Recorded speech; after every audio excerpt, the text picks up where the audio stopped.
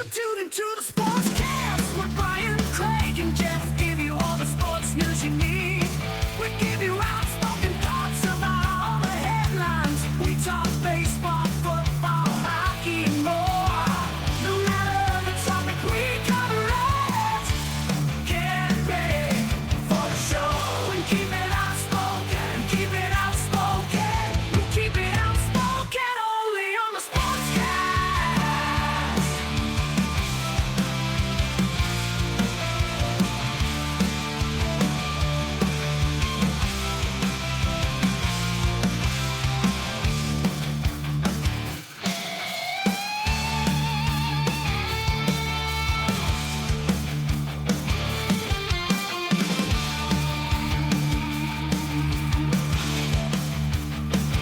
Tune into the Sportscast with Brian, Craig, and Jeff. Give you all the sports news you need.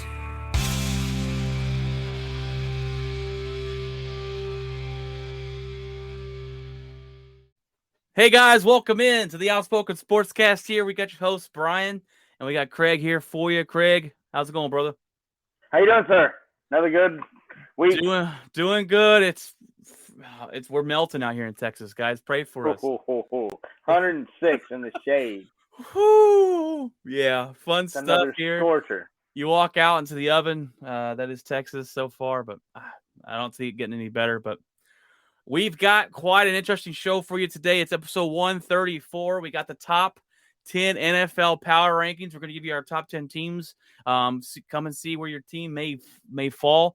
And we, of course, got the headlines of the week. We're going to cover the Baker Mayfield trade that finally happened. Damian Lillard gets an extension.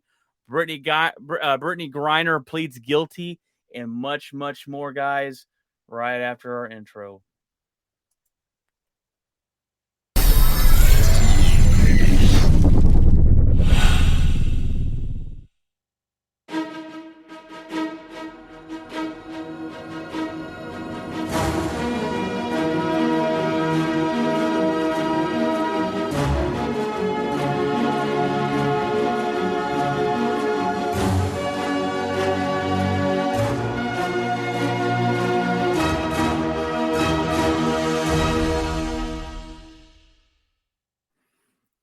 All right, guys, welcome in. We got another Friday episode for you, and we thought it's just a good idea to get our top 10 power rankings of the NFL going into this year. I'm really interested, Craig, to see what you got, where you got these teams. We might have the same 10 teams. We might not. We might have them in a different order. And everyone loves a good list. Everyone likes to talk and debate about a good list, and something we like to do here before every season starts. And I like to go back and compare at the end of the year these lists and see kind of how far we were off or how close we were and all that good stuff. But let's go ahead and get into it here, Craig. Give me your number 10 spot. Give me your number 10 spot headed into the NFL power rankings of the season. This one probably comes out of nowhere. But I just kind of like what they did in the offseason, and I think that they could surprise some people. They're in a tough division, so I think that's going to be the stopper.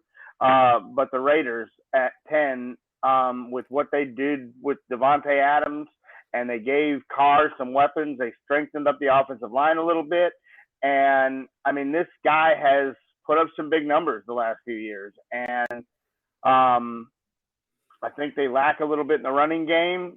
But if they can get that guy off and running and protect Carr a little bit, I think they're going to be a force to be reckoned with. They made the playoffs last year. We'll see what McDaniels brings to that team. His offense, his play calling has been, we know from the Patriots all these years that he's kind of an offensive wizard, so maybe that helps free Carr up a little bit. But I think I like what they did, and I think that division, you're going to see some popularity in that division here. That division is a division I'm going to turn on and watch every divisional game. Yeah. Those are going to be marquee matchups every week. Yeah. Fantastic. Well, I like the pick there, Craig. I think you're right. The Raiders have made a lot of moves, and Derek Carr, to me, is a very underrated quarterback. When we did the quarterback list, I threw him in there, and people were like, what? Very, very underrated. Sorry, take a swig of my Red Bull here. I need some energy. Number 10, Craig, I have your Dallas Cowboys. Dallas Cowboys fall in at number 10. I think it's a good spot for them. Look, bringing back your defensive coordinator. What's his face? What's your defensive coordinator's name? I forget his name. Dan Quinn. Dan Quinn, there you go, was the big key here, keeping him there. His team likes to play for him. He think he's a great motivational coach. This defense has played great. One of those guys that'll run through the wall. Exactly, and when you have one of those coaches, anything can happen. This is a talented football team. Yes, they did lose Amari Cooper, but Dak Prescott's completely healthy. They do have some questions there at wide receiver with the injury to Gallup, but I think they talk about Zeke being healthy. I think Zeke's going to have a pretty good year. Your backup running back, I can't think of names today. Who's your backup running back? Parsons? Not Parsons. Parsons Parsons the linebacker. What's his face? Not starting off too well here. No. But I think they need to utilize him more in the passing game, get him out there running. Parsons is a beast. They talked about it on 105.3 The Fan, and Parsons, they did an interview with him, a 2-part interview the other day, and basically Dan Quinn said, if I knew you could do what you did last year, I would have rushed you more. So I think they're going to see him on the edge more often this year. This defense will be better. Dak Prescott being healthy, I think number 10 is a good spot because they could go either way. They can move up the list if Dak Prescott plays really good. And it all, to me, relies on how big Amari Cooper was to Dak Prescott's success. But I got the Cowboys there at number 10, and I'm interested to see if you got them on your list. Number 9, Craig. Well, I'm going to go ahead and give my number 9 here because it's Tony Pollard. Tony Pollard, that's his name. Tony Pollard. Y'all need to use him more. I think he's very great out of the backfield catching the ball. He's kind of the home run guy. He's kind of when you need a big play. Zeke is more of your between the tackles, get 5 or 6 yards, get a first down type deal. You the outside the tackles, get around the end guy is Pollard, so yeah. They need to utilize him there more on the offense. But let me give you my number 9. And I'm not surprised with your number 10 pick because I have number 9, the Oakland Raiders. I really like what they did in the offseason here. There you go. Thanks, Patrick. Thanks, Patrick. We're horrible at remembering names tonight, apparently. But at number 9, I have the Oakland Raiders. I think we're on the same wavelength with this team. What they did in the offseason was fantastic. They grabbed one of, if not the best wide receiver in the NFL, top 3 definitely in Davante Adams. They have one of the best wide receiver crews in the NFL, Hunter Renfrow, Davante Adams. Their tight end is really good. Very, very good offense. They can get Jacobs playing good, protect Derek Carr. They're going to be good on offense. And not alone, you got to look at what they did on the defensive side. They brought in Chandler Jones. They signed Max Crosby back and got him a big contract. They have this one scary good defense. The thing I think they could be better at is probably the cornerback position, but they're going to be able to get after the quarterback. And I really like what they did this offseason. They got him a coach that's yet to be seen. He was solid. He went to Denver and was horrible. Went back to the Patriots. Now he finally steps up and comes to the Oakland Raiders, and Josh McDaniels here. And we're going to find out if he's changed because what he did in Denver was horrible. But they did an interview about what would change, what would be different this time around. And he said, I really realized how to treat people. And how you treat people goes a long way. And if they want to play for you and they're going to understand and buy in on what you're selling, because if they're not buying in, you're losing that locker room. So I'm really interested to see what he can do. I think it's going to be a great matchup. And look, the Raiders are playing in a tough division. That's going to go against them, and they might not be as great as or as good as we're thinking, but I think they could come out and surprise a lot of teams this season. I agree. I think if especially if McDaniels gets the locker room, that team could be very dangerous. Number 9 for me, we're going to stay in that division, and it's the Denver Broncos. I could put them higher. Yes. But I have my skepticism on Russ learning the new offense and meshing with that team, and it may take him a few weeks to get that thing rolling. And they say they're a quarterback away. They got their quarterback in Russell Wilson. That defense is top 10 across the league. But we'll see if that meshes. We'll see if Russ really is the answer. So like I said, we could have put him a little higher, but the unknown to me is why I wasn't able to do that. There's some teams that I put in the top that I do know that are going to be very good and very powerful and win 10, 12 games. And I just don't know with that division, beating up on each other. Like I said, we'll see. So that's where I have the Denver Broncos. Their defense is good. The coach, he's not the greatest. He's not the worst. But Russ is supposed to be the answer, and we'll see if he is.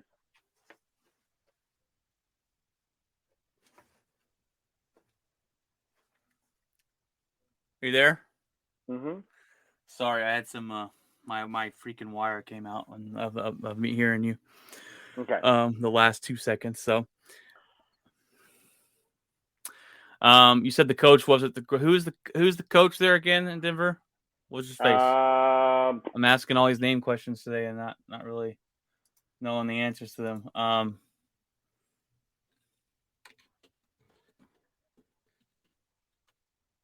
Nathaniel Hackett. They got a new coach. It's Green Bay's offensive.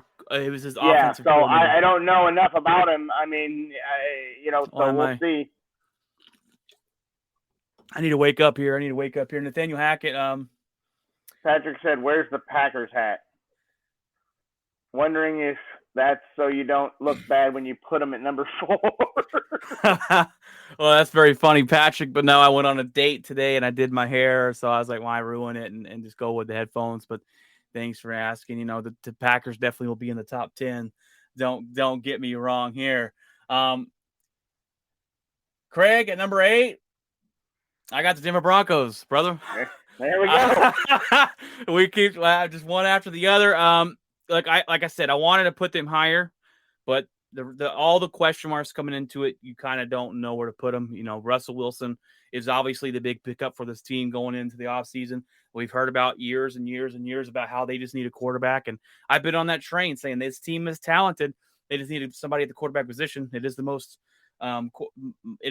important position in all of sports. Hold on, Patrick says, "You look handsome." Thank you, sir, Patrick. That's the best comment we've gotten in a long time. I appreciate that.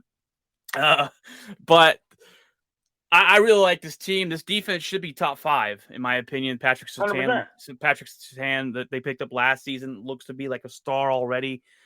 This defense can be able to get after the quarterback.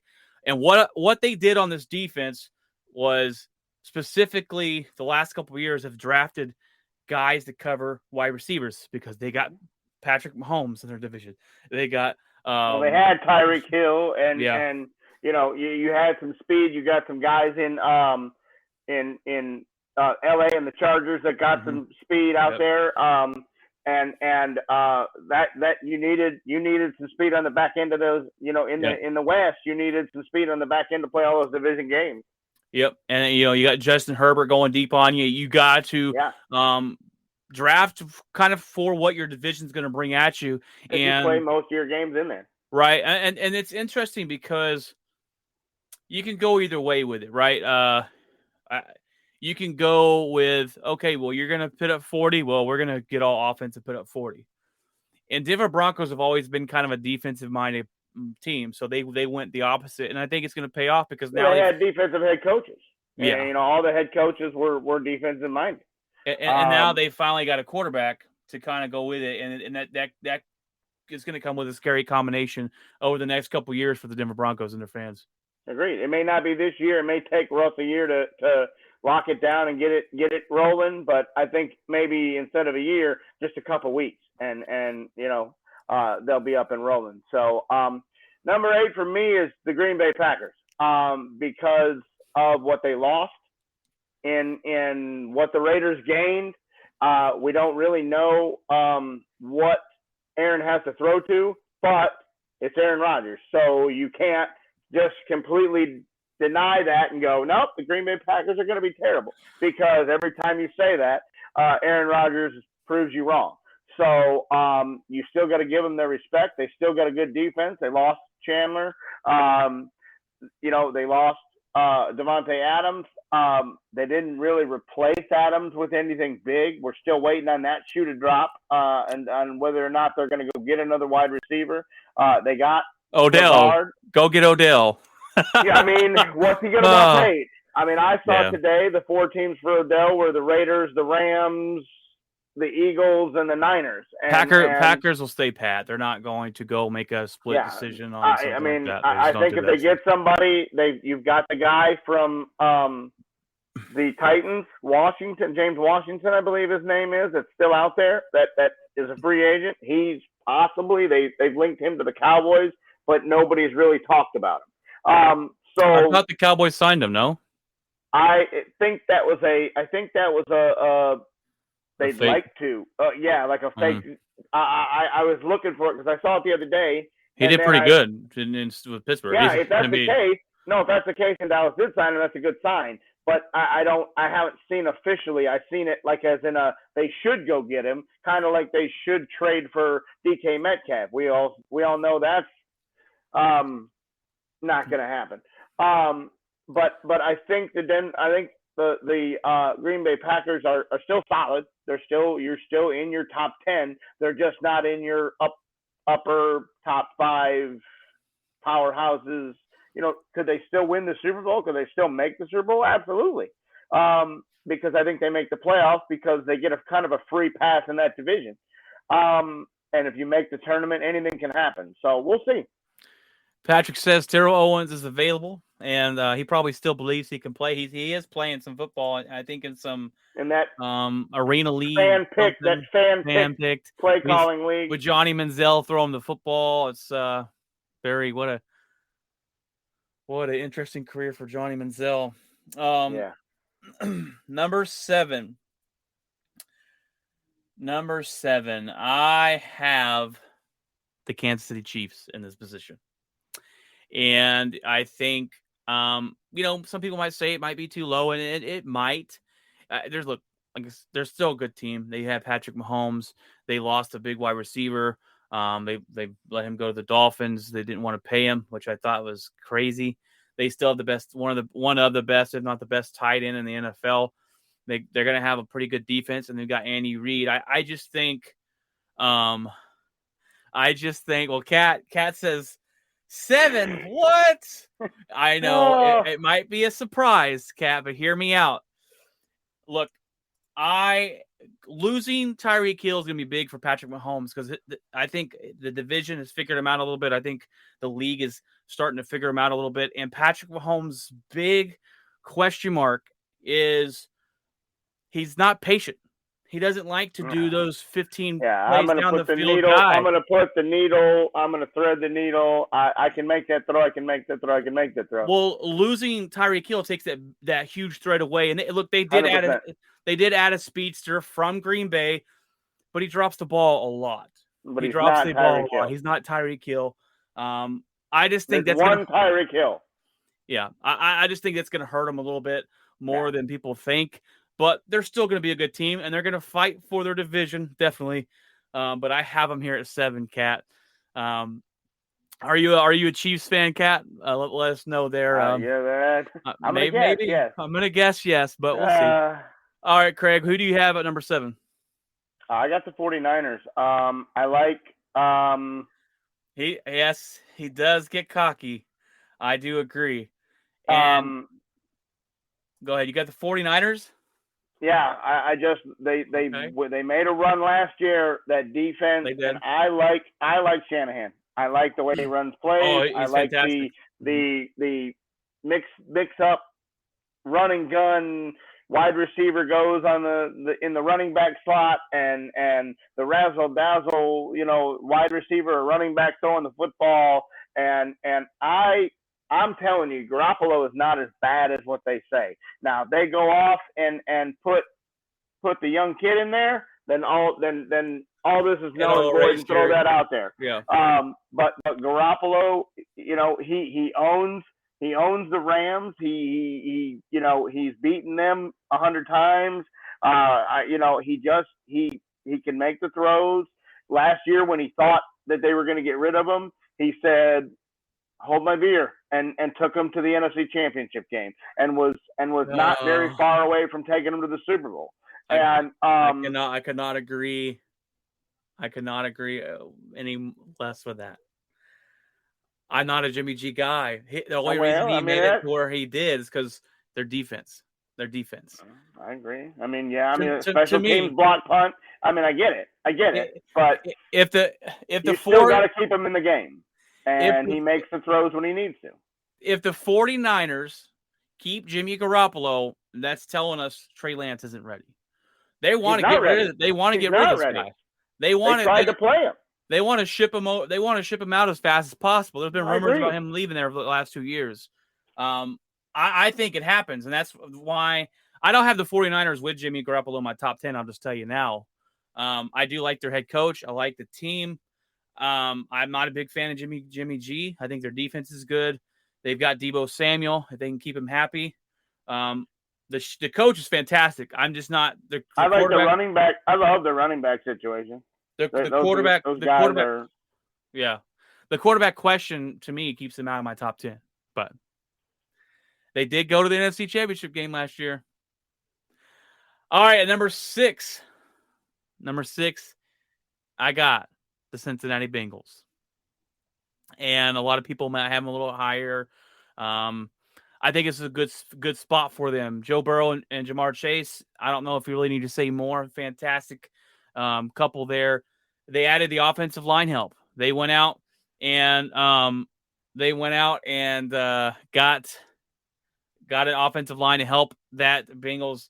They added a guy from the Cowboys, didn't they? What's his face? Williams. The offensive lineman. Oh, yeah. They got him to add up to shore up that offensive line. It should be a fun season for them. Am I expecting Super Bowl? No, but I'm expecting a competitive team to go out there. And you never know. Once you hit the playoffs, anything can happen, like you said. I really think the Titans should have beat them last year, but Tannehill kind of choked the bed there, like Tannehill tends to do. And yes, Patrick, the 49ers, he says the 49ers both have our numbers because he's a Cowboys fan. I'm a Packers fan, and that's for sure.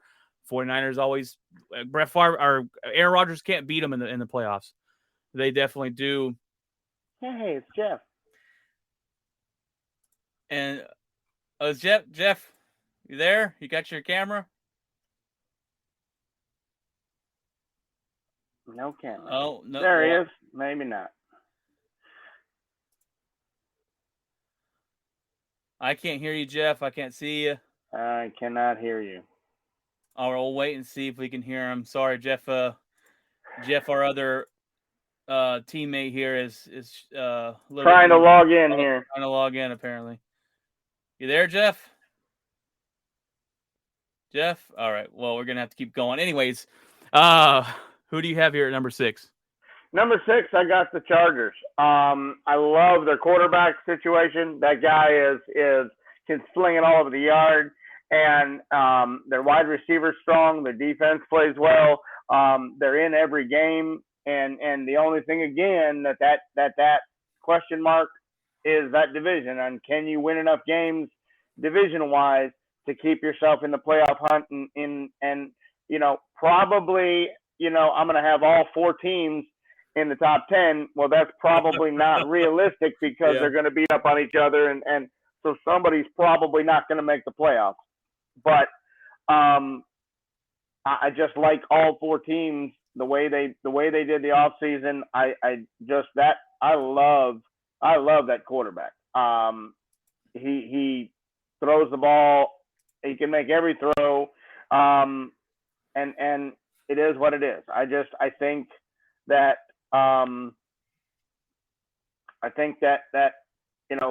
the Chargers can make some noise this year. They got a bad break last year and lost a game that they should have won on a bad coaching move at the last thing. They should have made the playoffs. They decided to go for it or not go for it or whatever happens, and they all they needed was a tie to get in the playoffs, and they screwed that up. So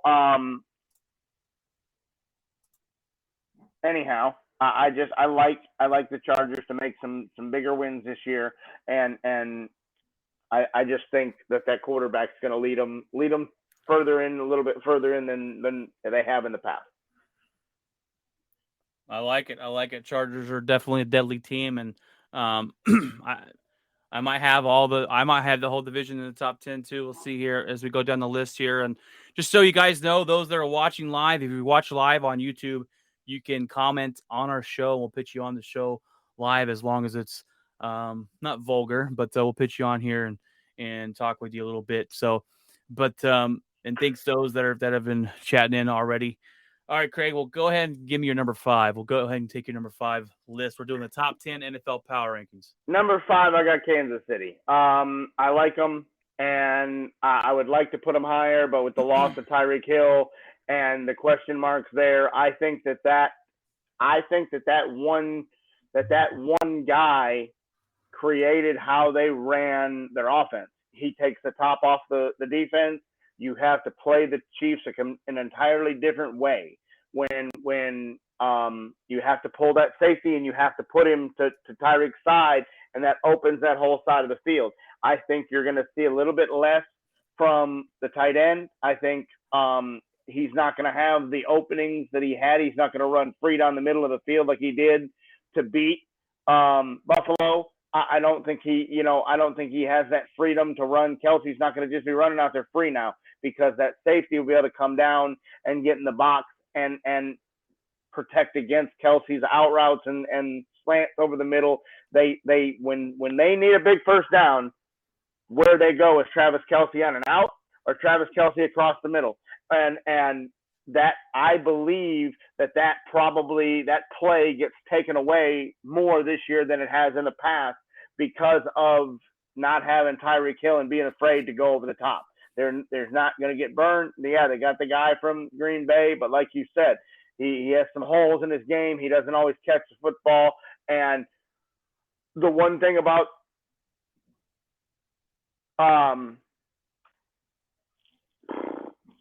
Patrick Mahomes, is he has a memory.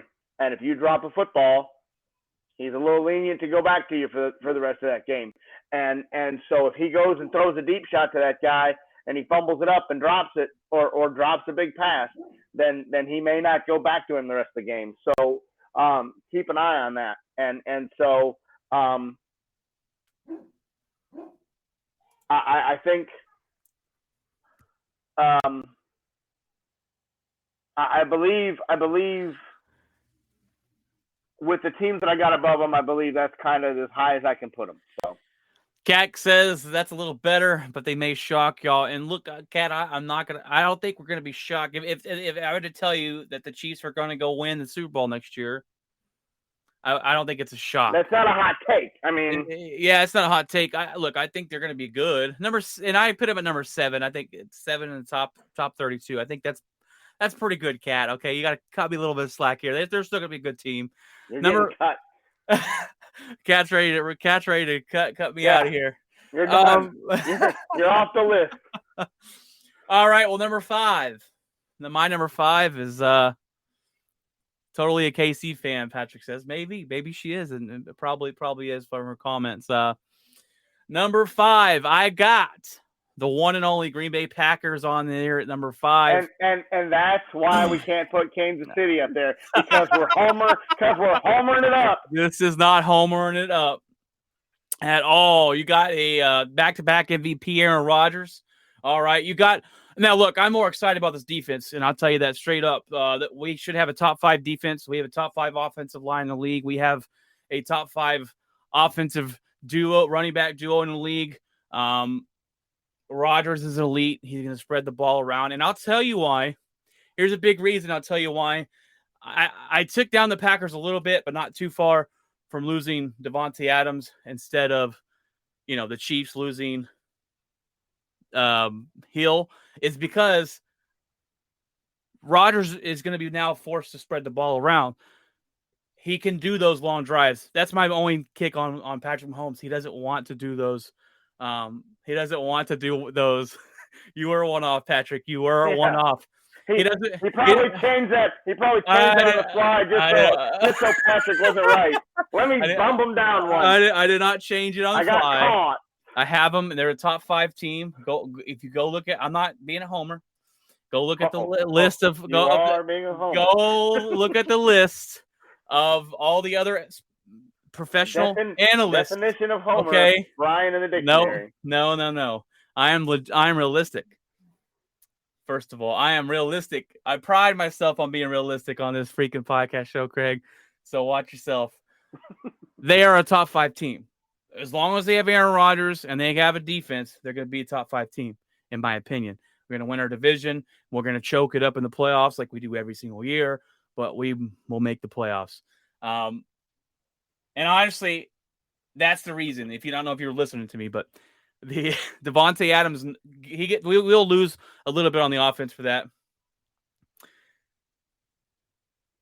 Let's see. Kat says, I've been forever a KC fan, but hey, they played like dirt so long, but to see them actually make top 10 is probably a dang good. You were correct. Kansas City has not, for the long time, me growing up, they really haven't been all that great, but you luck out with the Bears drafting Mitchell Trubisky and not picking Patrick Mahomes. Patrick Mahomes gets there with Andy Reid. I really like the team. I really like Patrick Mahomes. I like Andy Reid. I'm just when they just win all the time, I'm like, okay, well, I want to see someone else do it. So I think we can all agree when I say we pretty much hate Tom Brady and the Patriots since they won 1 billion rings, but you already said your number 5. All right. Well, my number 4, speaking of Tom Brady, is Tampa Bay Buccaneers. And Tom Brady coming back. Without Tom Brady, this team is not even close to the top 10. Nope. Quarterback position's a big question mark. Brady comes back. Brady looked at the division, said, "This is crap. I can walk myself into a playoff. I'm going to come back." The easy division will help them with that. And then they bring everybody back, basically. They got a good defense. They've got a good offense. Gronk is the only one that they didn't bring back. Yeah, Gronk's the only one. He's kind of getting old, kind of getting washed. They got a defensive-minded head coach, which Tom Brady's used to that, being Bill Belichick up in the Patriots. So they're a good team. They're going to be the team. They're going to win their division. We'll see them in the playoffs unless Tom gets hurt or some catastrophic, or Baker Mayfield just goes ham out in Carolina, which he might go. They might be a better team than they will be a better team than with Darnold. But Buccaneers win their division. To me, they have a top roster, one of the top rosters in the league. Craig, who's number 4 for you, brother? For the first time all night, we match. I do have the Buccaneers here, and it's the same reasoning. Tom Brady, you can't doubt him. You can't fault him. You have to give the guys respect. As much as I don't want to see him every year making playoffs and making runs and adding to his already outlandish statistics, that's what this guy is going to do. And so they bring back, like you said, they bring back the whole team, minus Gronk. The defensive coordinator takes over as the head coach, so he's going to be, the defense isn't going to change. The head coach walk around, deal. The offense will stay the same because the coordinator's the same. They don't really have a lot of competition in that division, and so it'll be pretty much walk into the playoffs and probably have a pretty easy first round game because they'll be the 1 or 2 seed, and we go from there. But I believe the Bucs are still top 5, and like I said, with the teams that I have, couldn't put KC or some of these other teams much higher because of the deal. Patrick says I have the Cowboys at number 4 because I'm a dreamer Yeah. sad or crying happy face, and that is dreaming there, Patrick. Hey, look, I put him at number 10, Patrick. I don't know if you jumped on in time. They're in my top 10. Craig has not yet had him on the list. I don't know where he's going to have him. Maybe he's in the top 4. I doubt it, but we'll see. My number 3. Are you ready, Craig? My number 3 is the Chargers. I really like this team. This team is fantastic. Justin Herbert is going to make a jump this year, and that is scary. He's already good. I wanted to put him higher, but like I said, the teams that I have up here are kind of proven already, and really they didn't really lose anything, and so I think I think that's why I couldn't put them any higher than I did. I really like this team. Patrick Katz says dream big, and that's all. I mean, you're right. You're right. His Texas card has been revoked. He's talking about me. Yeah. Horrible. Hey, I got top 10. No, I got the Chargers here. With the loss of Gallup and them, I just can't. If they get another wide receiver, maybe. We're not talking about the Dallas Cowboys. Okay, Craig, let's relax. I'm talking about the Chargers here at number 3. Cowboys, you missed your chance to pit the Cowboys in your top 10. Yeah. Okay? If you pit them now, then you're talking about big homer award of the year. But no, look, the Chargers, they got to be in your top 10. I have them top 3. Herbert is going to make a jump this year. It's going to be great to see. Not only did you Justin Herbert, you brought back your wide receiver in Williams. You added Mack, who's going to rush the quarterback on the other side of Bosa. Oh, and then you add in one of the best cornerbacks in the league from the Patriots. This team is going to be dangerous, and I'm going to tell you, I don't know if you want to call it a hot take. I think they take that tough division this year. I'm giving the Chargers the division right here, now. I would be willing to bet. I'd be willing to bet you're pretty correct. Yep. I just love that team. Unless the Denver thing just completely meshes from week 1 on, and if they go full blown, Russ takes over the team and gets everybody in the locker room, I think that's the only team in that division that can beat them. Kansas City, if they get hot, but I believe the Chargers have the team to reckon with. I agree totally.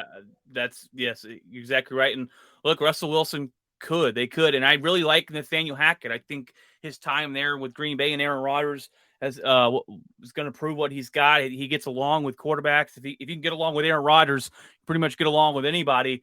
And so I think it's the Broncos could be. People could be underlooking them because it's that new kind of question mark effect going on. What's going to happen here? But I got the Chargers winning that division, and sorry, Kat. I think Broncos finish second, so that puts the Kansas City Chiefs in third place. That I might be wrong. I probably will be. You're not listening, Brian. You're not. Sorry, Kat. Please don't leave the show just because I'm not hating on the Chiefs. Because don't leave because Brian's a homer. What? I'm not even in that division. Give me your number 3 team, Craig. Give me your number 3. 3 is Cool Joe. I like the Bengals. Bro, yep. Yep, I like the Bengals. I like that team. I just like what they did last year. And I only think that him and Jamar Chase are going to be better than last year. I think that defense, Chidobe Awuzie couldn't cover a fire hydrant when he was in Dallas, and now he's like, the top 5 cornerback in football. I just think that head coach, I love that head coach. He shows, he runs through a wall. He has that team playing for him. They just don't have a weak spot. I mean, all the way down to their special teams, the Cincinnati Bengals, that division's going to be terrible. The Texans, the Browns, killing me, Smalls. You're killing me. I'm going to need some protection. Yeah. But I just think, I mean, I don't think they have a whole lot in that division. I think they're going to walk into 10 or 11 wins, and I think they're going to be a higher seed in the playoffs. And I don't know. I like what they did there. If I was to have another team that I would follow and root for and support outside, if there was an AFC team and an NFC team, I think Cincinnati would be, I'm right there with you. I'm buying that Joe Burrow jersey. I mean, if I could get a Jamar Chase jersey, I would have. My gosh, yes. As soon as Dallas was eliminated last year, me and Josh were like, we're on the Bengals train. Yes. I was right there with you. We watched them beat the Chiefs in the playoffs. Yeah. Sorry. Yeah. Cat's gonna hate me. Patrick says the quarterback needs protection. He does, and they went out and got it this off season. They added a linebacker from an offensive lineman from the Cowboys. Cat says it builds character, and yes, Cat, it does definitely build character. Look, if the Chiefs go and win the championship this year, Cat, reach out to us again, and you can rub it in my face. All you want, Cat. That's a promise. I'll keep my word there. Hi, Jeff. Jeff is on. We can hear you now. We couldn't hear you earlier. Jeff is on, our other partner of the show here. Jeff, we're going through our top 10 NFL power rankings. Brother, how are you been? Good. Just got off work. I just got off work, came in the apartment, and heard a bunch of nonsense going on. So nonsense. Well, sorry. Hold on. Let me fill Cat in. Jeff is a Broncos fan, so I'm gonna let y'all go at it. I know y'all don't like each other. Me, please. Yes, Cat. He's your true enemy here, not me. Not me. So I'll say something coming from a person who knows that division extremely well, knows how the Chargers very much remind me of the Dallas Cowboys. They do well in the season, and then something happens at the end every year. Even with Herbert, even with all those weapons, something happens with that team. I don't know why. The Broncos beat them last year. That's weird because we didn't even hardly have a quarterback. Divisional game, you scratch those out, Yeah, I guess. But I think it was a blowout too. But anyway, with that said, it was just kind of interesting to hear the Chargers being pushed up the ladder. I'm telling you, they will do something at the end of the season that will screw it up. They will either miss something, they will go in the playoffs possibly, but I do not see them unless something happens with Mahomes. And they won't get it? Unless something happens with Mahomes, I don't see the Chargers winning the division. Well, I know. Let's just say this: any of those teams can win the division. Here's the weird part about it. As soon as this offseason started, everyone started putting the Raiders on top of a thing because of Josh McDaniels, which I don't know. I mean, that's still unproven. So there's that. Then it's like, oh yeah, put Derek Carr on this pedestal for what? What has Derek Carr done outside of stats? Not much. He hasn't done more than Mahomes. So it's you kind of sit there and they put the Chargers up there. The Chargers somehow always mess it up. Chargers gonna be good this year, Jeff. Chargers gonna be good. Well, I'm telling you, this is the same person who sat there and said that the Cowboys were gonna go all the way to the Super Bowl last year, Brian. You told me that last year, and nothing happened. I do not believe the Chargers. Wait. I would never tell you the Cowboys are going to the Super Bowl. You're outside Chargers. Your mind. Oh, they said Cowboys. No, you told me. You had a prediction about the Cowboys like a couple of years straight, and I'm like, Brian, something will happen. Yes, they are the Dallas Cowboys, and they end up being crap at the end of the year or messing it up. But I don't believe the Chargers. And as a Bronco fan, I'll believe Mahomes before I'd ever believe that. Just because I don't trust that team until they prove it. Same thing with the Raiders. I don't trust the Raiders either. The Raiders somehow screw it up. They'll they go in there like last season, before the season, it was like, oh, they're going to do so well. They have all these weapons. No, they got weapons now. They had Derek Carr for how long? Still nothing. That's why you play football on any given Sunday. Yeah, but I'm just saying the Chargers should have the talent to be great this year. So does the Denver Broncos, and so does the Kansas City Chiefs, and so does the Oakland Raiders. That's the best division of football. The Cowboys had the talent to go all the way to the Super Bowl on paper 2 years ago. They didn't do it. So it's Well, yeah, your odds of going to the Super Bowl every year is pretty slim. so I don't Cowboys. trust the Chargers. I just don't. I don't see the I know that the people get hyped up about the quarterback or whatever, but I don't trust them. And unless something changes. We tried to trade Rodgers for him when they drafted him. I was like, oh my gosh, I wish that would have gone through. Oh, I wish that would have gone through. I think that the difference is I don't know. I don't know if it's organizational stuff, but for some reason they never could get past it. They had how many years? They had the Tony Romo of the AFC. The Phillip Rivers and Tony Romo remind me a lot of Right. each other. They just never kind of put it all together each year. Right. They've never, as an organization, they've never really seemed to put it all together. Like, that's the thing. That's the one thing about the Chargers that I've noticed for years. It's like you can have all the weapons in the world, but you don't have them at the right moment or the right time. So it's like, is this the right moment? I don't know. We'll see. But I don't believe it because they've always been that way. Well, I can't follow what he's saying. I mean, he's very right. When it comes to big time, when it comes to big game, they always seem to fall short. That's the saying with people that are fans of the team in the division. Chargers are going to find a way to charge it up, and the Raiders are going to find a way to Raider it up as well. Like, that's kind of the laughing joke, is that somehow they'll do something that messes things up, and it steps on their own toe, you know. I think the thought this year is that the way to prevent that is the Josh McDaniels thing. But you're right, he's not proven. The only time he was a head coach was catastrophic, and the other time he tried to be a head coach, he backed out on the team and went back to he bailed.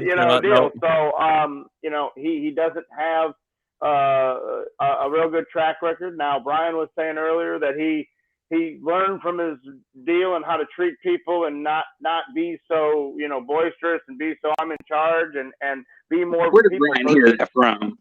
Where did Brian hear? Is Brian in that organization?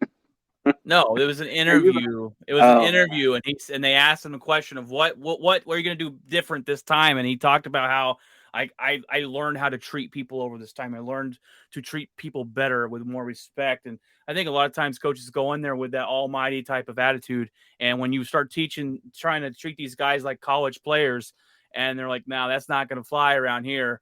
So that's what he was talking about. Well, that's the funny thing is, like, isn't Bill Belichick the total opposite of that? Yeah, I think that's the problem. You can be that way when you have skins on the wall, when you have rings. If you don't have the wins, you can't come in an organization and just think you're going to boss everybody around. But when you're like Nick Saban of the freaking Alabama Tide, they go there, they know they're going to get their butt reamed, they know they're going to get screamed at, but they know at the end of the day they're going to play for a national championship more than likely. But I think the strange part about the whole McDaniels thing is that when he was here, that was the whole thing. The weird part is seeing all the coaches that have come through here. We've had coaches that could care less. They don't even know what the heck's going on half the time. We have coaches that are too hard, which is like our last coach we had. And when it came to McDaniels, from what I paid attention to, McDaniels really was kind of that a friend kind of person. He wasn't necessarily a hard-nosed coach, from what I can gather, because it didn't seem like he was that way. Organizationally, there were some moves made when we got rid of what's his face and sent him to the Bears, but that was organizationally. That was stuff that was going on internally. That had nothing to do with McDaniels. Well, let's jump. We've got way off topic here. Let's jump back on topic. Craig, who do you have as your number 2? Or did you give us your number 3 yet? 3 was the Bengals. So number 2. Who's your number 2? 2 is the Rams. I don't think they lost too much. I think Stafford, is found the offense, found the pieces he's been missing in Detroit for years, and can put up some big numbers, and that defense is just, I mean, pass rush, cornerback, linebackers. You know, I just believe that team has put it together, and until somebody goes in and proves me wrong, I think that division got worse. I think, you know, the Niners maybe, like I said earlier, was okay. Your mic's off, I think. I was just saying that division's dropped off huge, big time. Yeah, Seattle loses Russ. Arizona, I think, is fake. That was all show last year, and they don't have their you know, D-Hop. They don't have him for the first six or eight games. So I just think that division is going to be a walk, kind of like Tampa is, and so I just, that's kind of what I was looking at. Craig, I have a feeling our next two teams are going to be exactly the same. I got the Rams at number 2. You got to respect them coming off Super Bowl win. And look, I'm not only just looking at last season, but what they did over the offseason, they got better at the wide receiver position. They brought in Allen Robinson from the Bears, who the Bears let go, which was dumb on their part. This guy is an absolute beast. He hasn't really had a quarterback to throw him the ball. They brought him in. They probably won't sign back Odell. They could sign Odell, and you'd have arguably the best wide receiver crew in the NFL. I don't think they do, just because they brought in Allen Robinson, but they got better there. They have a great defense that's going to get to the quarterback. Their division got You don't easier. think that they dropped off on pass rush? They don't have Vaughn. No, they added Bobby Wagner to help out. I don't think you're going to miss Vaughn too terribly much. He can still play. I just think I wouldn't necessarily think Bobby Wagner is a pass rush. Bobby Wagner isn't a pass rush specialist. He's more of a I'm going to stop the run type of guy, but he brings his veteran presence and smart to the field. Von Miller's great. He's going to play great in Buffalo, but I just think the defense with Ramsey and Darnold, who's a beast, and the coach there, and this offense that got better, I don't think they're really going to miss a beat. I'm not saying they're going to win Super Bowl again. I think they probably should have lost against the Bengals, and they should have lost against the 49ers if a guy catches the freaking interception. But they're going to win their division more than likely, and the division drop off was so Vaughn bad had that 5 sacks last year. Yeah, nothing outrageous, but so I got the Rams there at number 2, and I just don't think they miss a beat. But I think when it comes to like Vaughn, though, the real thing is people know at some point he can get through, and that was the thing, is you have three guys that at any moment can't double team anybody with that spread out like that. Right. Well, so it was kind of shocking they didn't big game. So if the Bills make it somewhere, Vaughn has it in him and still to show up in a big game when they need him. Oh, and he's good. Don't get me wrong. He's not the Von Miller out getting 12 to 11 sacks a year, and he's still presence. But his presence, but just his presence alone puts the fear in quarterbacks where they're like, I get you. They got to definitely account for the guy. They're gonna have to count for Bobby Wagner too. I just wonder how they're gonna use him. But speaking of Von Miller and the Buffalo Bills, I guarantee you I have at number 1, and I think Craig has him there too. Look, this is Josh Allen's revenge tour. Okay, they should have went to the Super Bowl last year. They couldn't hold the Chiefs for 10 seconds. It seemed like the defense. They added Von Miller to this defense. I think he's going to bring that veteran presence. He can get to the quarterback. He's probably going to get, I'd say, about 5 or 6 sacks this year, probably, maybe more. It just depends. Playing in cold weather. But I like this team. This team has one of the top rosters in the NFL. They've got a lot going for them, a lot of momentum. Josh Allen, we've seen make those progressions. He's an absolute beast. He'll truck you like Derrick Henry and throw the ball and thread the needle and rocket of an arm. He's learned, as we've seen, to get those touch passes, to make the throws when he needs to make them. He's got Diggs out there, who's an absolute dog. I really like Diggs, and I'm glad he's not in Minnesota anymore. But I got the Buffalo Bills number 1, Craig. I know you do too. Go ahead and tell us why. Yeah, I think that Allen's going to put this team on his back and say that last year doesn't happen.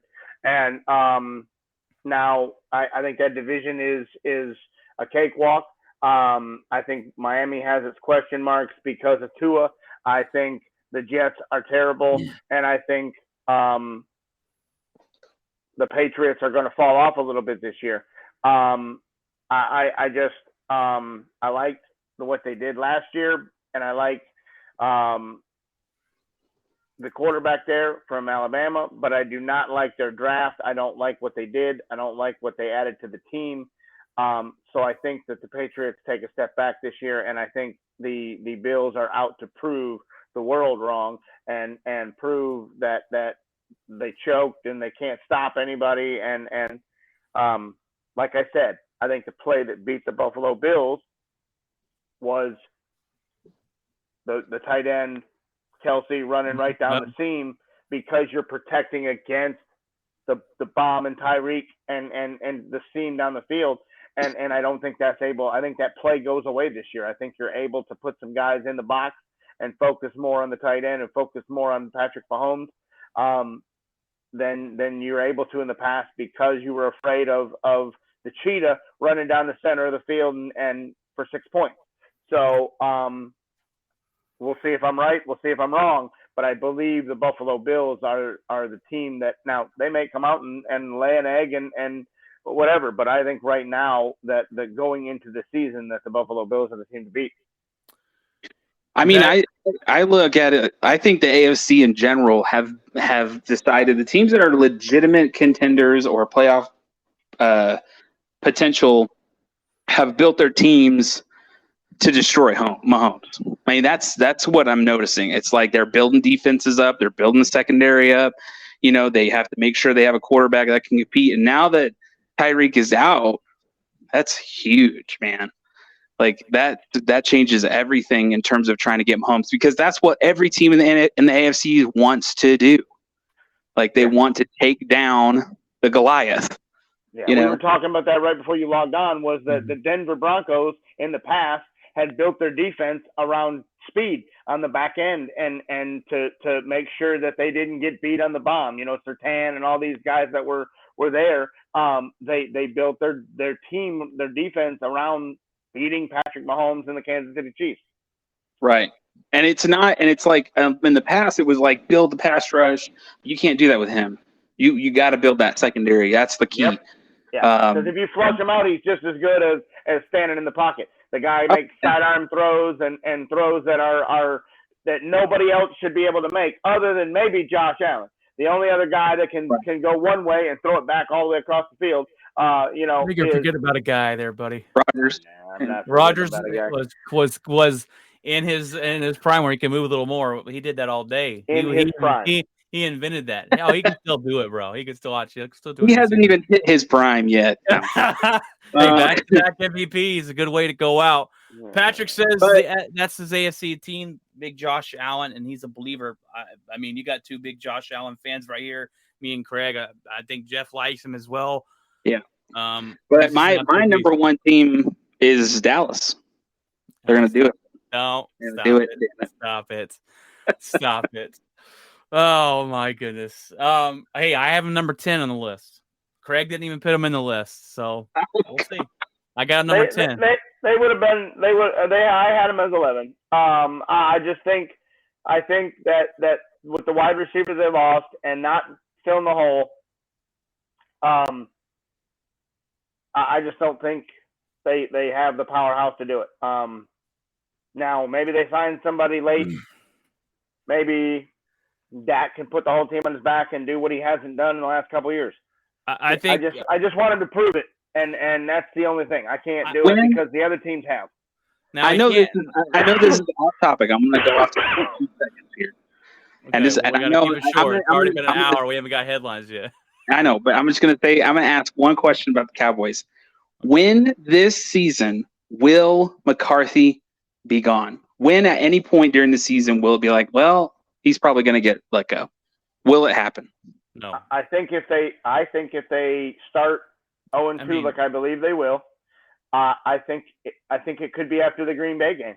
I think if they're under 500 and trending on you get them fired twice and trending on a down slope, I think if the Packers beat them, and I think if it looks like the only time that Jerry's done this, when the Packers beat them. I think the only time Jerry's ever done this mid-season like this is when they quit on the head coach. And people say that Jason Garrett set that whole thing in motion and didn't run the right plays. And once they fired, the coach, he put a whole new playbook in the next week. And I don't know if that's the case or not, but I believe if it appears that the team has completely quit and they're just getting train wrecked, if Rodgers goes out there and drops 40 on them, then I think it could happen after that game.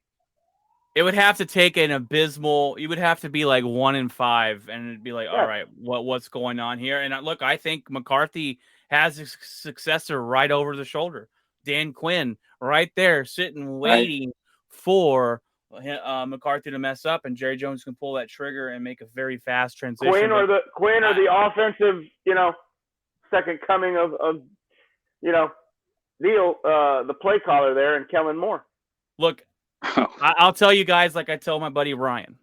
Okay, your head coach, McCarthy, does not call the offense. He does not call the defense. He's got two jobs. That is time management, which he's bad at, and that is getting his team ready to play football games. Ready to play. It's what is it called? They were the most penalized team in the NFL last season. Yes, self-discipline. He failed at both.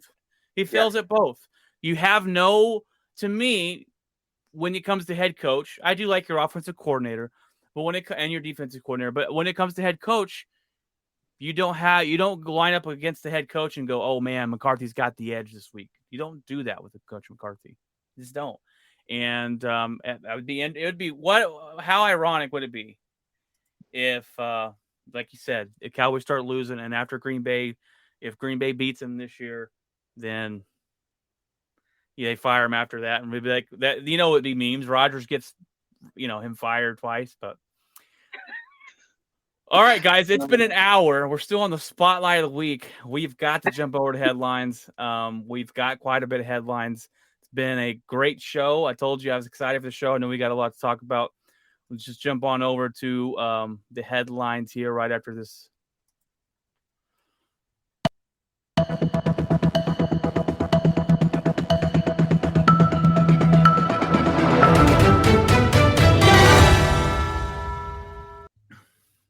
All right, guys. Well, the headlines, we got a plethora of information. Sticking with the NFL,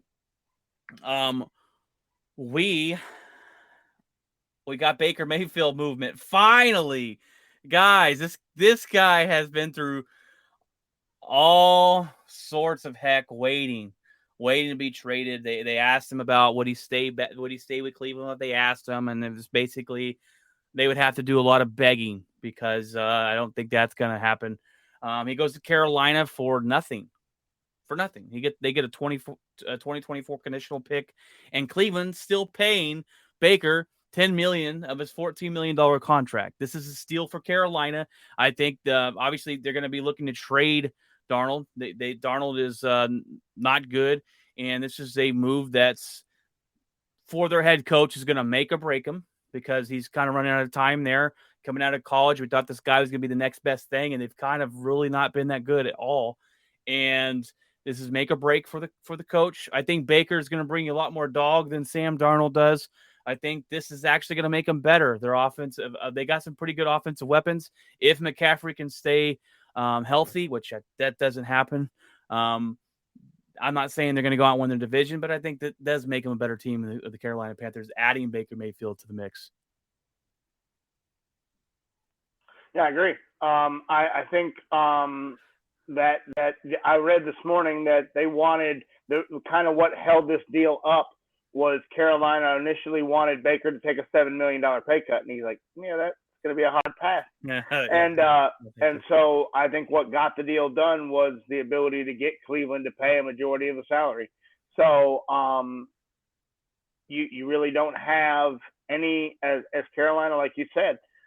Matt Rule is on his last leg. He goes out and lays an egg this year.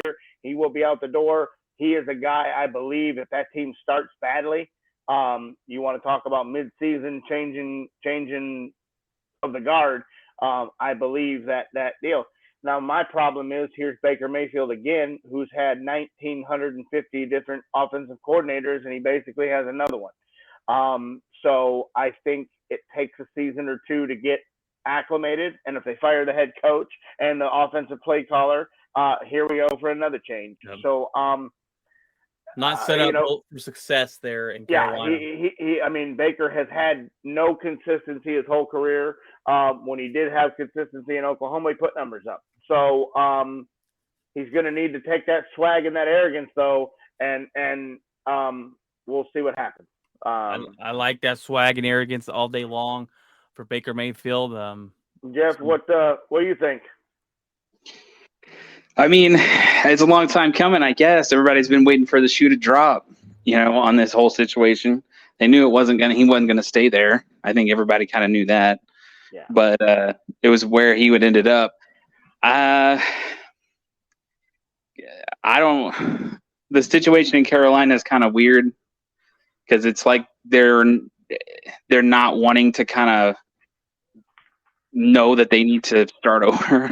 And so it's kind of this weird thing where, I mean, is McCaffrey still, is he even healthy now, or is he healthy right now, but he doesn't stay that way for more than a week or two. I mean, there was a meme the other day that showed, hey, we traded for Baker, and McCaffrey says he pulled his ACL jumping for joy. I mean, The guy always seems to have something. He's like Saquon Barkley. It's the same. Yeah, he's the highest drafted fantasy guy to play 1 week. I mean, it just so. If he could stay healthy, then I think that could be a different scenario. But he just hasn't. He hasn't played more than about 5 games a year for the last 5 years. And what's funny is the Browns and Panthers play each other first game of the season, and the Browns will be paying Baker Mayfield over $500,000 to beat the Browns on that Sunday. So it's gonna be kind of hilarious, and I hope he comes out and sticks it to him. I think he will. I think he will. Oh, I think so too. I think he might throw for 500 yards that day. He's gonna swing it around the yard and then be bad the rest of the time. But just that one game. Well, we're gonna stick with our next headline in Carolina. Robby Anderson. He has to backtrack a little bit here, guys. This guy walking like Michael Jackson. Oh, he is moonwalking. You're correct. After he went pretty hard on social media when any rumor hit that Baker Mayfield was going to come to Carolina, he was on there going, nope, I don't want him. Don't bring him here. And now he says, we were just making a story up. We're blowing something out of proportion. No, you idiot. You went on social media. You posted that you didn't want Baker Mayfield. You created this story, and now you got to backtrack. And when Baker gets there, you better start kissing his butt so he throws you the football. But Robby Anderson is their second best wide receiver behind DJ Moore. They have a good wide receiver group there, and this might put them above the Saints at number 2 in the division because we know the Buccaneers are going to win it. But I just think it's kind of funny and ironic that Robby Anderson now has to pull his foot out of his mouth because he decided to go on social and blast out on Baker Mayfield. But I just thought that was kind of a funny, interesting story. I don't know if you guys have much to add to that, but yeah, I mean, he this guy. Anderson wanted out of the Jets because of the quarterback situation. He wanted here, he wanted there. He always seems to have a comment about the quarterback, and it's never Robby. It's always the guy throwing him the ball, and so he goes in hard on Baker, probably thinking that they're not going to get him because they thought it was a done deal in Seattle. And he goes out there and says what he says, and then Carolina at the last minute pulls the deal off, and now he looks silly. So we'll see if he's able to smooth it over, if Baker just blows it off, or if Baker, for the first couple games doesn't throw him the football and tries to teach him a lesson. So we'll see. Yeah, he better throw him the football. I mean, he couldn't get Odell Beckham Jr. the football, and kind of reason probably why he's looking for found his way to a new team, and but be interesting there. But the next headline. Von Miller comes out with a story of some Cowboy regret. Von Miller came out and said that he went on his plane flight to Buffalo. he started having thoughts of changing his mind, saying, I'm going to fly in there. I'm going to pay for the flight and tell him, sorry, guys, I changed my mind. I don't want to be here. When he got there, he actually locked himself in the bathroom for 15 to 20 minutes. They went to go check on him, and he thought to himself, he should have been a Dallas Cowboy. The deal he got for Buffalo was 5 years for $120 million. The Dallas offered him 5 years for $70 million. He said, should be in Dallas. I would have took lesser money to be there, but I'm not taking that big of a pay cut. And I'm sorry, Von Miller, I can't stand when players do this. Okay, no offense to Von Miller, but if you really wanted to be somewhere, you'd be somewhere. And in my opinion, if you really wanted to play for a team and they offered you a contract, you would take it. Everyone takes the money, which is fine. You got a bag in Buffalo. You're going to go play on a better football team. You're going to be great up there in Buffalo. Awesome. But I'm not going to feel sorry for you. If you wanted to be in Dallas and they offered you the contract, you would have took it. Just like Odell Beckham last year came out and said, I want to play in Green Bay with Aaron Rodgers. Well, if you really wanted to play, you would go there. They offer you the contract and you took the more money, and that's okay. But don't come out here and start saying, oh, I should have been in Dallas. And not only does that, that's got to have the people in Buffalo going, does this guy really want to be here? I mean, well, it's a little. He signed the dotted line, and he's going to play. And I'm not saying Von Miller's not going to play good, but it's just I have no sympathy for you. If you really wanted to play in Dallas, then you would have signed the contract. You have enough money. You've made enough money in your life in your football sporting career. But that's just my take on it. Jeff, no, I agree. I agree. I mean, when you do that, this isn't your first contract. This isn't your initial. I need to make money to support my family. Von Miller has been in the NFL a long time. He's made a lot of money. If he wanted to play for the Dallas Cowboys and check that box, then he could have. It's public knowledge that Dallas didn't have a lot of money after giving the quarterback and the running back and all these guys a bunch of money. I mean, everybody knew that their salary cap was pretty much used up. So they knew they weren't going to be able to back up the Brinks truck and get all the free agents. So Von knew that coming in, and he decided to take the money, which I don't fault him for. That's a team that has a better shot than the Dallas Cowboys to win the Super Bowl. And probably has a better shot to be in that situation for the next 5 years than Dallas does. Unless Dallas makes some very hard decisions and really flips that football team. Jeff? Oh, I love the idea that he was eventually going to go to Dallas. That's been kind of thrown around for a long time. Once he was done in Denver, he was going to go back home, and I'm just glad he's not on the Cowboys. So you couldn't root for him if you did, right?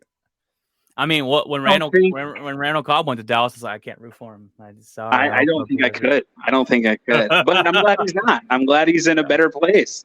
I mean, ultimately they're in a better position than the Cowboys. I agree with Greg. I just think it's a weird time to come out before the season starts, right after you sign a contract. At this point, it's mute because this contract he signed. That's it.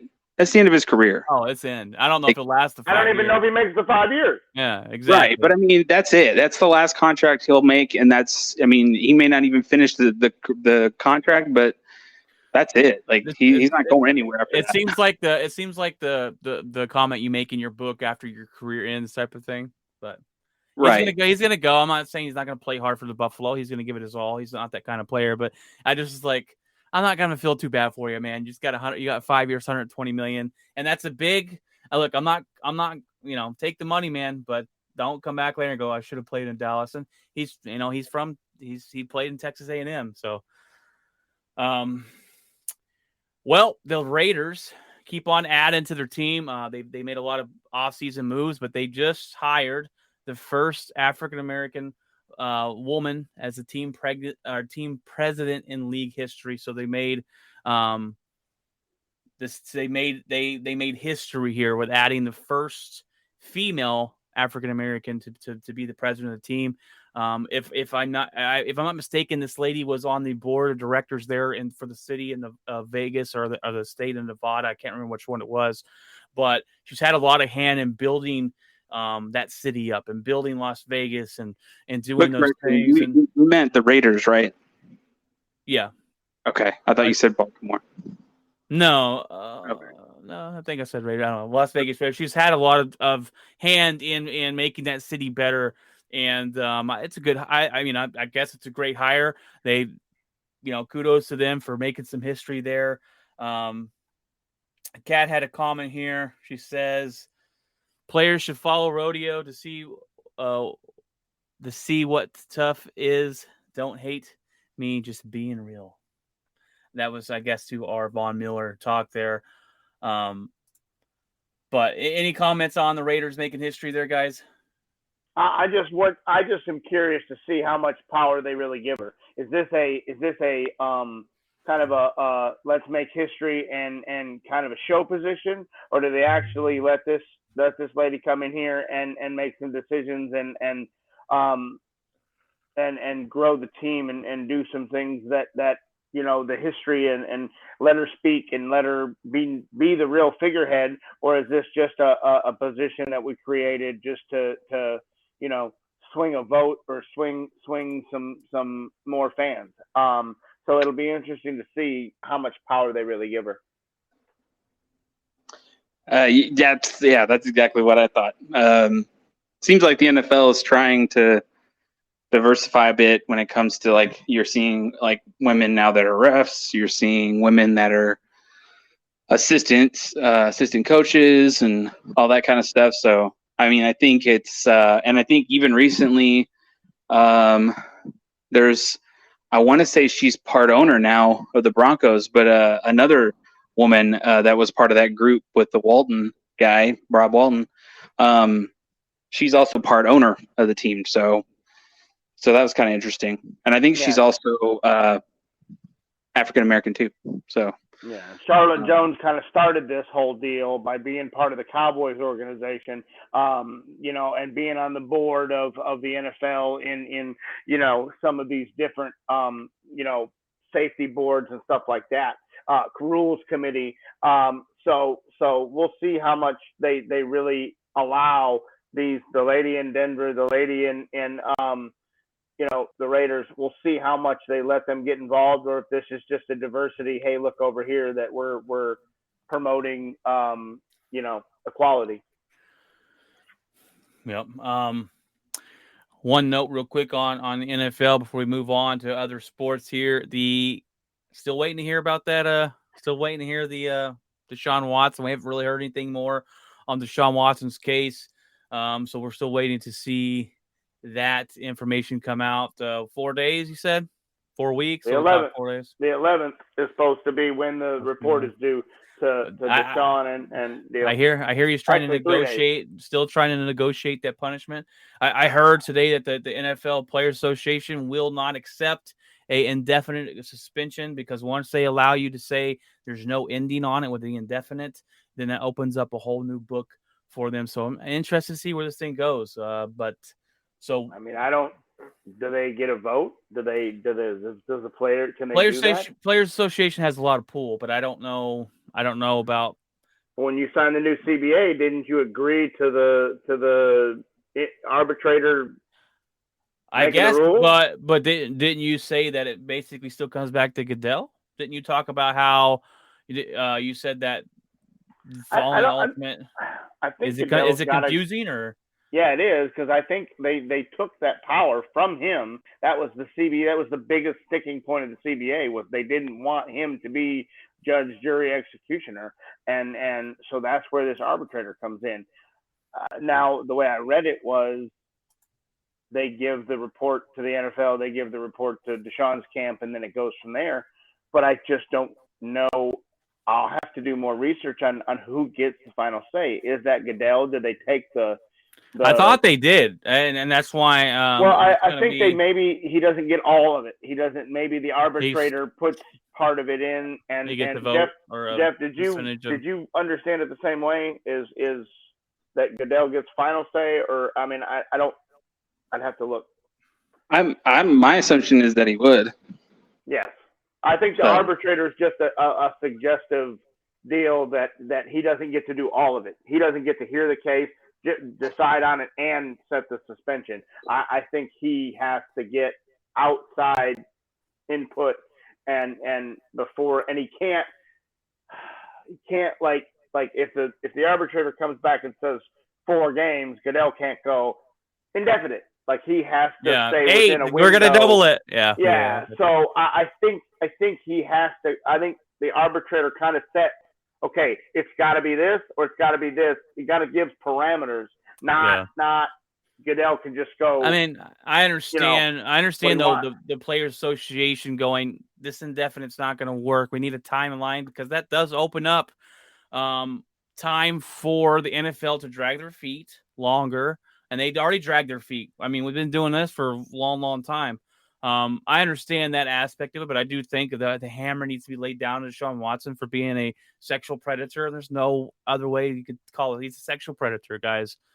But we'll see what happens, and hopefully on the 11th, and we'll be breaking that news here. Hopefully, we're off of work. I'll be able to break that news for you. But I just think the indefinite is because of the continued. There's no end in sight of how many women there are. There technically is, what do you say, 66 women over 7 months or whatever it is. So if they're just continuing to come out, I did. They're leaving themselves out to where if they suspend him, 6 more women come out after they suspend him and they go, oh, hey, we need to suspend him again. And it doesn't allow them to do that. If they leave it as an open indefinite, it gives them the room to do that if the more women come out. That could be it. And Patrick says, good show, boys. Thanks, Patrick. We appreciate you and Kat chiming in down there on the chat box there. We appreciate you guys. And but what I heard something today, it just dawned on me that Deshaun Watson's lawyer and them have actual I don't know if it's videotape or it's audio tape though, that has it's one of the sons of the masseuses that said that at first Deshaun she gave compliments to Deshaun, said he's very professional and had no problems with him. But then after those lawsuits started hitting, she changed her tune. So they're trying to use that and going, look, not all these women have it correct. I'm innocent, yada yada yada. I don't know. And out of 66 women, who knows how many come out? There's 26 women. Did he do that to all 26? I don't know. Did he do it to all 66? I don't know. But from what we've heard, it is there's too many to sit here and say you're innocent on all of these accounts. So the hammer has to be dropped, and we'll find out hopefully here in 4 days. Moving on to the next one, Brittany Griner over in Russia pleads guilty the other day, and the reason she did this is, from what I have the understanding of, is that basically she had to plead guilty before any kind of negotiations would start as far as getting her home, maybe making a switch for her, trading somebody. I don't know. But she had to plead guilty, and that was her best case for her kind of coming home faster than dragging this thing out and pleading non-guilty and this thing dragging on longer than it's already gone on too long. But I don't know what happens here, guys. Hopefully she comes home sooner than later. It's a bad look. It sucks for her and her family, and thoughts to them. I think that the idea is that the Russian government is trying to get one of their own out of it.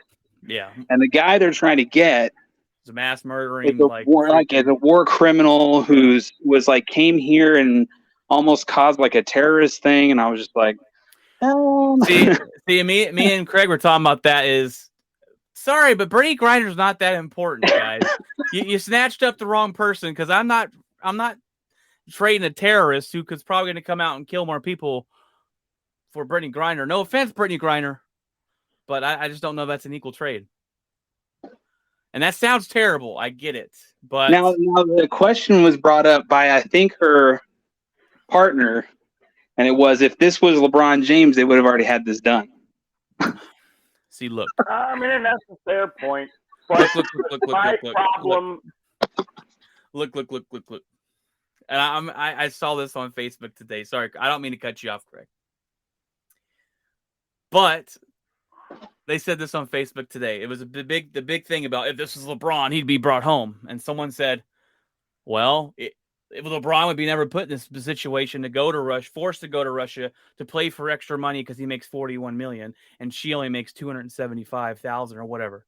And I'm going, well, first of all, for all you, I don't get it, people. I'm going to clear this up right now for you. If the same amount of people watch the WNBA as the NBA, they would get paid millions. That's it. People watch the NBA. People don't watch the WNBA. That's why they get paid $200,000. Bottom line, it's that easy. Same thing why NFL makes billions. We watch it. You got to have people buy tickets, go to the game, get ratings, get revenue. That's how it works. Some people still don't understand. I don't understand why women don't get paid the same amount as that, because you don't watch it. If you want to change it, so go start watching WNBA. Go start showing up to the games. Secondly, I don't. And this guy commented on there and said, I don't know about you guys, but if I made $275,000 a year, I'm not going overseas to look for extra money. It's probably true. I don't know. But the whole that if this was LeBron, it's just dumb, in my opinion. Yeah, my whole problem with this is like we talked about Tuesday. Here's a person who doesn't want to have the national anthem, doesn't want to have any kind of American ties, and then the first time she gets in trouble, she wants America to come save her. And it's a terrible situation, and she shouldn't have been there, and she shouldn't have had CBD hemp cartridges in her stuff. And but the bottom line is she had to do this to have any shot of avoiding. They put this 10-year max penalty on her to get this guilty plea, because the way to avoid this, the only way to avoid the 10 years, is to plead guilty, fall in the mercy of the court, and hope that they give her the suspect. You were talking about, you were saying that if this happened to a Russian citizen, that they would get a fine and they would be sent on their way. Well, by pleading guilty, that's probably what she gets. Yeah. She It was a fine or up to 4 years in prison, or 4 months in prison. My bad, 4 months. And she's been there longer than that. And she's been there longer than that. Time already served. She gets the 4 months have already counted on her serve. She pays a fine, and she's on her way back home. But if you want to sit here and fight and say you're innocent and say that deal and say that America was just going to come save me, then they're going to give you 10 years. And so her only way out was to fall on the sword and say, yep, okay, I had this stuff. It was in my bag. It was mine. And please send me home. And I think at the end of the day, she gets that. I mean, the thing is like when it comes to WNBA, I'm assuming they also have a player association. Yeah. Okay. So where were they? Like, that's the thing, is why was this person even put in a situation for this to even have happened when nobody, like, they're, Well, that they were, I mean, they were traveling over there. That's her response. That's Brittany Griner's responsibility to they should be vetted on the rules. Her carrying it around. I mean, it is technically against the law. So, right. But my thing is that just like whenever you have like NFL players who some still to this day drink and drive, they don't have to. They have a card. They call a person to come pick them up. Well, I know. Well, we're talking about in Russia over there. It's not right. But I mean, if she had something, or she knew she had something, there should be a person that she could say, hey, I have this. Is this even against the law in this country? And then they would say, yes, it is. Throw it away. Yeah. It seems like it seems like there was some communication miss. Maybe she forgot she had them. I might be my guess. If you're traveling with those things across overseas, maybe she didn't think she'd get caught. I don't know. And I honestly, if Russia wasn't at war with Ukraine or whatever. I don't even know all if the the war, sanctions but from the UFC or whatever, the USA. That's what did it. Yeah, whatever's going on over there, I just don't think this is a big issue. But Kat says they are making an example out of her, and I'm sure you're 100%. correct there, Kat, 100%. Let's see here. Moving on. Let's see. We got the MLB said today they will honor Albert Pujols and Miguel Cabrera by inviting them to the All-Star game. And I don't know about you guys. And maybe it's because I don't know if Albert Pujols said this is his last year or not, but why isn't this guy getting a send-off? Why are they not giving this guy a send-off? This guy's one of the best baseball players of my generational baseball player, a great player for the Cardinals. Hit the ball like they called him. His name was the Machine because he was so automatic. It's kind of funny that they're not giving him a send-off. Miguel Cabrera was great, but I think Albert Pujols it deserves one. I just thought it was funny. And then the Cardinals fans I heard a Cardinals player come out and say a couple weeks ago, why are we not giving this guy a send off? It's just kind of weird, but I don't know what you guys they kind of are. think about it. As they go to these ballparks, Philadelphia did a big thing the other day. Ryan Howard came out and pregame and this is known that this is Pujols and Yachty's and Wainwright. It's all their final ride. They're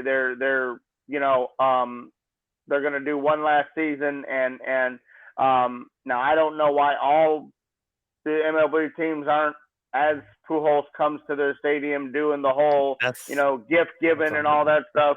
It just doesn't happen in baseball anymore.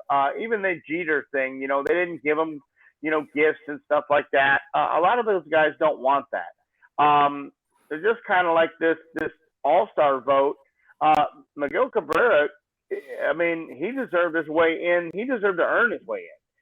There's guys that aren't hitting 310. There's guys that don't lead in doubles, and he might not have the power he used to have, but Miguel Cabrera is still the best thing that's in Detroit right now, other than maybe Riley Green, who they just called up, and he's a stud. I think, it was great that they gave him his farewell, the commissioner exempt. He gets to appoint one guy from each league, and that's great that the commissioner gets to do that. But Cabrera kind of he should have earned his way there rather than was given it to him. You got any say on that, Jeff? About Pujols? Yeah, Pujols, Cabrera. Yeah. Is this Carrera's last season? Yeah. He hasn't officially come out and said that, but I believe he's already passed the first baseman's mid over to Torkelson. He's basically their DH in Detroit, and I believe he might play one more year, but I think it's kind of the farewell tour. I don't know. I'm not necessarily like an opponent or like a proponent of doing the whole like spiel at every stadium kind of thing. They did it for Jeter. I didn't really watch it until I watched the one that was at Yankee Stadium. That was the one that was the most important, in my opinion. A lot of guys don't like that. Yeah, and especially when you have like players that aren't full of themselves, that they don't necessarily think that they're bigger than the game of baseball itself, And so when that happens, it's kind of like I don't think they do like it. I don't think Jeter did. So I'm all for it, man. This guy, especially with Derek Jeter, but I'm just like Albert Pujols was a machine growing up, man. Beast. I think he deserves a send off. But it's good for Rob Manfred to invite these guys. They're going to be at the All-Star game. And that's great, but two great hitters gone, leaving the game. Jeff, you've left this up for me here real quick. I'm gonna go ahead and play this real quick because our next topic is on this guy, and he should probably. You're fired. What? He should probably fire himself from the job of doing any part in the WWE. He has stepped down as CEO. We heard that story a little bit ago about having an affair with one lady. Well, actually, it turns out Vince McMahon is going to pay over $12 million settling with 4 different women. He's taught. There was one about how he made a lady give him oral and to promote her more in matches and get her name out there. And then he ended up canceling all her gigs, and she ended up basically stepping away from wrestling in 2005. That was on one of the when they're settling. This guy's a pig. I've always heard he's kind of a big POS behind the scenes, and he needs to go. Got to go. Sorry, Vince McMahon. He plays a character that he comes out there. He came out there after he stepped down as CEO, talking about, "Oh, we're gonna be in this together, and we're gonna stick." And I'm like, Brian, this is good old Vince McMahon, man. This is exactly. I was not surprised, dude. POS, like man. we watched him as a kid, and I was just like, he's probably like that in real life. Oh yeah, I've heard some pretty crazy stories.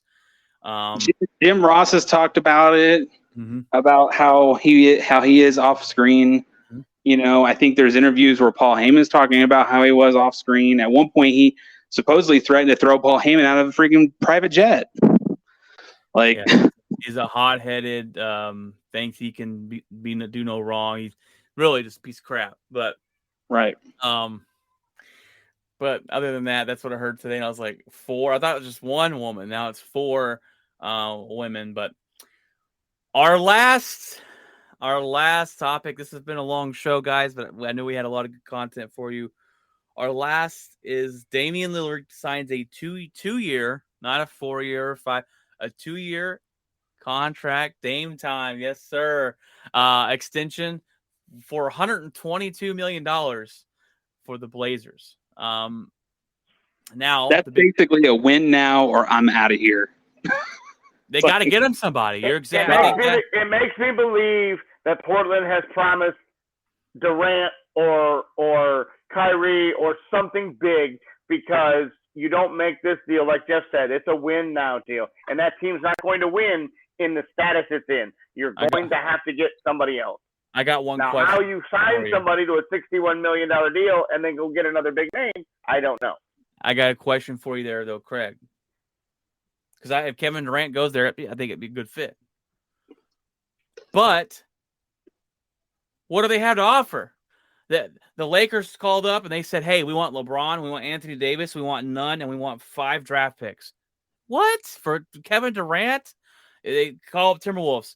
I want Edwards, I want Cat, I want 6 draft picks. What? Their asking price of Kevin Durant is he's going to be in the Nets next year. They're not going to be able to trade him. Their asking price is it's ridiculous. Well, they basically said he's gone dark ever since this has happened. Nobody can get a hold of him. Players have tried to call him. Other GMs have tried to call him, and he's just gone dark. But I don't see you sign this deal unless it's just Dame saying, all right, we're not gonna be any good, so I'm just gonna take all the money and I'll just make all the money and I'll play my games and I'll be a one-man show and take $61 million a year to not make the playoffs. But $61 million a year to play basketball just blows my mind. I love Damian Lillard, but that blows my mind. Yeah. They got to get somebody, because maybe they trade for Donovan Mitchell. I don't know. I mean, what's going on? Look, Bradley Beal stayed with Washington. Maybe Dame stays here for the rest of his career. This could be what Jeff said. It could be hey, you got 2 years to get the job done. Show me some promise, or I'm out. I think that's what Luka does in Dallas if they don't get him some help, but that's a different topic. Yeah.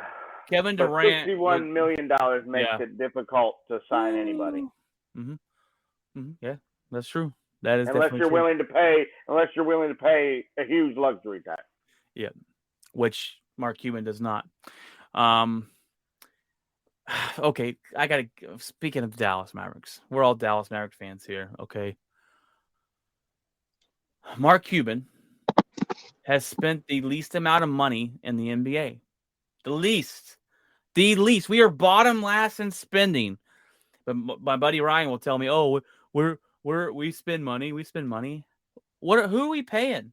He says we're top 10 in payroll. I'm like, who are we paying? Are we just overpaying bad players? You did. You made a horrible contract. You made a horrible contract with Hardaway. That contract is rancid. You can't even trade him because nobody will pay that contract. I'm just going, we must be making bad deals. I'm glad they didn't overpay Brunson, but we don't spend money. We're literally dead last in spending, and we spend like we're a small market. And that's because Mark Cuban doesn't want to open up his paycheck. But the thing is that look at it this way. Maybe the Brunson thing was something that you can look at and go, okay, they didn't overspend it. Yes. Like, oh no, it definitely is. Direction. Oh, it definitely is. And there are people who are sitting there saying there are people who are already sitting there on ESPN talking about how, oh well, that just ruined Dallas. I'm like, what? Because we lost Brunson? No. Like we're done? So, I mean, you lost your second best player, but on a normal team, he's a 3 or 4. That's it. Right. He's not a number 2. And when he goes to the Knicks, they'll continue to be bad. He can continue to maybe have better numbers in here because he can get the ball a lot more, but they're not going to be good. Dallas Mavericks will be better than them. And I understand he went there. His dad is his assistant coach. His godfather's in the organization. He didn't give the Mavericks a sit down. So he was headed there a long time ago. And the Knicks are actually facing a heavy fine for tampering. But I'm interested to see if Dallas is done adding anybody. They can't go out and add nobody big. They're not going to be in on a Kevin Durant, or there's rumors that they want Kyrie, or they're interested in Kyrie Irving, but he's a head case nut job, and a cancer at any team he goes to. And he'll probably go to LA. They say that's pretty much a done deal, but there's rumors they want him to trade for Booker, but we'll see. The Mavericks? No, the Knicks. Oh. Wait, so you're talking about letting Booker go? The Suns aren't letting Booker go. That's their guy. That's their guy. Who are they trading to get Booker? Who are they giving up? Brunson? Or maybe not Booker, but Mitchell. I'm sorry. Oh, I was like, what? Mitchell, I could see that. Yeah. The Jazz have got to get rid of Donovan Mitchell. And I get it. He's their only guy. But his contract's up in 2 years unless you pay him more money to be bad because the team's got nobody besides him. You can't go half in, half out on a rebuild. The Rangers tried that in baseball, and it's been piss poor ever since. You got to go all in. You got to break it down. They have a new GM. They got a new head coach. You can't go half. And I still think Donovan Mitchell is moved before the season. But so I did see a question the other day that who had the worst offseason, the Cowboys or the Mavericks? It's a coin flip. Well, it's. Are we talking about players or rosters? Or are we talking about headlines? Because the headlines, it's just Dallas Cowboys have one of the worst offense seasons in the NFL.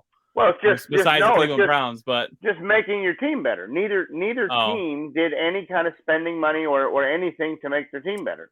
I would say the Mavericks. Let's say the Mavericks were better in that aspect than Dallas because the Cowboys, because they added Woods, who is potentially going to give you 28 and 10 a game and be good.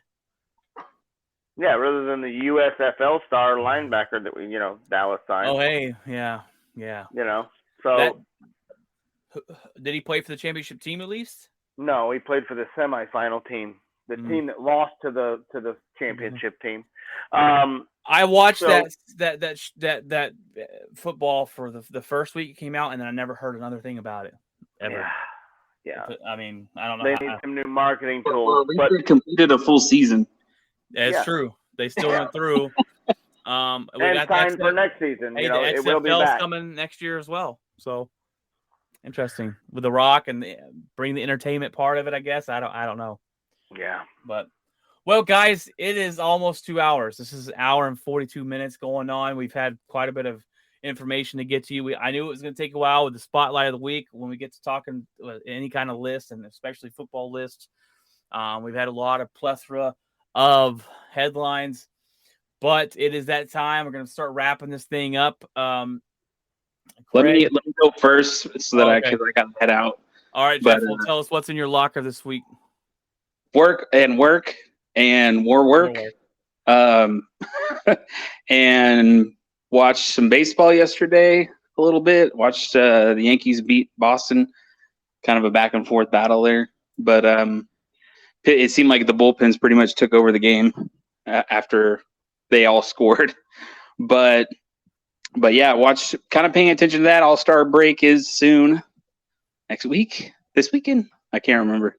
But I know it's relatively soon. So getting excited for that because it's always that mid-season, and then it's really the real season starts after that. You got the downhill stretch of with 81 more games you got or whatever. Yeah. Yeah, Judge hit his 30th. I think they're saying it through 80 games. That still hasn't landed yet. God. That grand slam he hit. That grand slam he hit about 940 million feet. Yeah, it's exciting. I'm glad to see them. I want to get through past the All-Star break, and then I can take it really seriously and get real invested, because that's always any team that's doing well, you're like, get past the All-Star break and still do well, then we're talking. So yeah, watching that. There's still a lot of people like freaking out over the Avalanche win. So people at my office that are still talking about it. So they're still excited and everything. I think they all have shirts and stuff now. So I've seen a bunch of people with championship stuff. Nice. But Stanley Cup's going to need to be rebuilt after that. Yeah. They dropped it again. It's going to look like a damaged Coke can when it comes back.